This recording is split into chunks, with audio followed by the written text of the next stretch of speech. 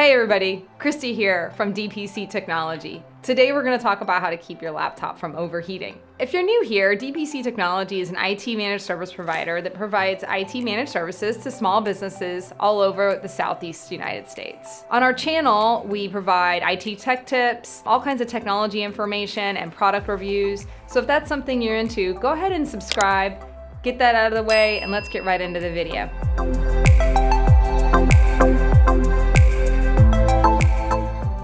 Hey everyone, let's talk about how to keep your laptop from overheating. So first of all, you have to think about a laptop is a very small computer. All of the components are really compact inside of there, and there's also a fan in there. But because everything is so small and compact, it can overwork or overheat if it gets too hot.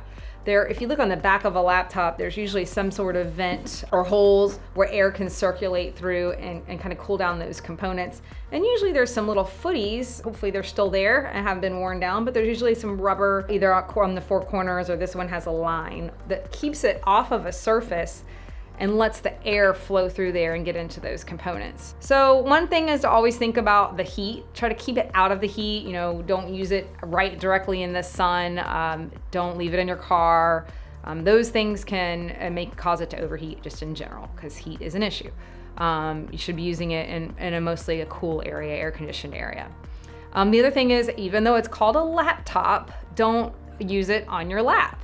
The reason being is those little rubber feet keep it up off the surface, and if you have it on your lap, it's not really staying raised up because your lap is in a hard surface. The other recommendation is to use it on a table or a desk like I have it here, where it's raised and air can get down underneath there. The other option is if you want to sit on the couch and use it anyway, you could invest in one of these lap desks. I've got one here. They're pretty inexpensive off of Amazon or something like that, and you can sit on the couch or wherever you want to sit and put it on your lap, but it's now still raised up because it's on a solid surface. The other thing is, I know people like to just sit on the couch and set it next to them or on a blanket.